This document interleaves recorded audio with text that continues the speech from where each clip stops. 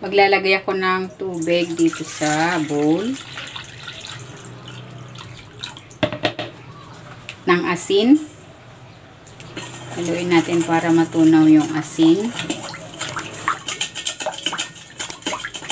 Ayan, okay na yan. Ibababad ko muna dito itong bangus. Ayan, hiniwa ko na yan. And ibabad natin ito dito for 30 minutes. And naglagay ako ng dahon dito sa kawali para hindi didikit yung ating bangus. Ilalagay ko na yung kalahati ng ating mga rekado. Itong luya, bawang, sibuyas. And then ilalagay ko na itong bangus. Tinanggal ko na ito sa pagkakababad. And maglalagay ako ng kapirasong dahon dito sa pagitan ng bawat slice para hindi magdikit-dikit yung ating mga bangus. Dahil ito ipapakuluan natin ng matagal.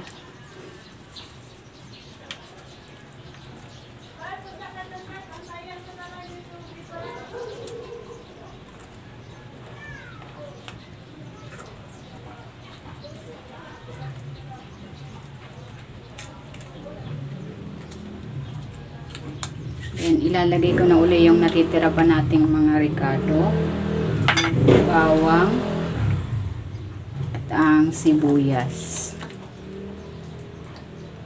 Titimplahan ko ito ng asin.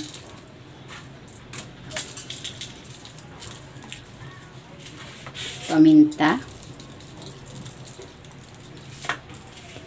Ilalagay din ako dito ng pamintang buo. Ilalagay ko na itong suka, patis, pampalasa, at maglalagay ako dito ng sinigang sa sampalok mix. Ito ay optional lang. Ayan, naglalagay talaga ako ng ganyan sa paksiw. Mas masarap kasi. Ayan, maglalagay na ako ng tubig.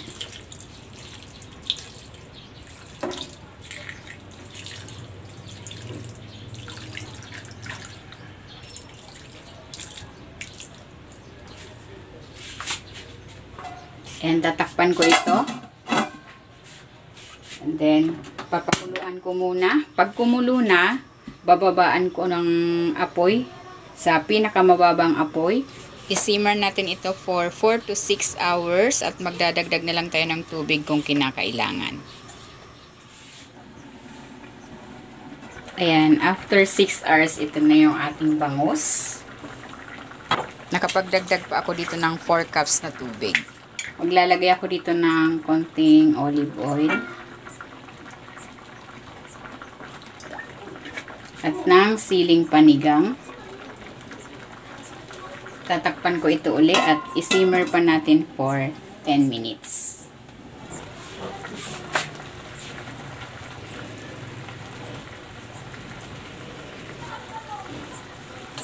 Ayan, luto na itong ating slow cook paksiw na bangus.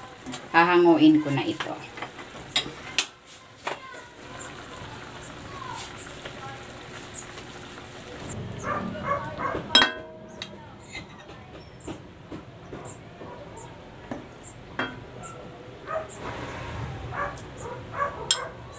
Ayan.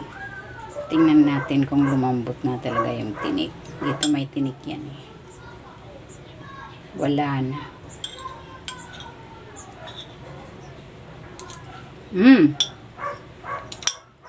Sarap. Ang lambot. Pati tinik dito nawala oh. Dito sa belly.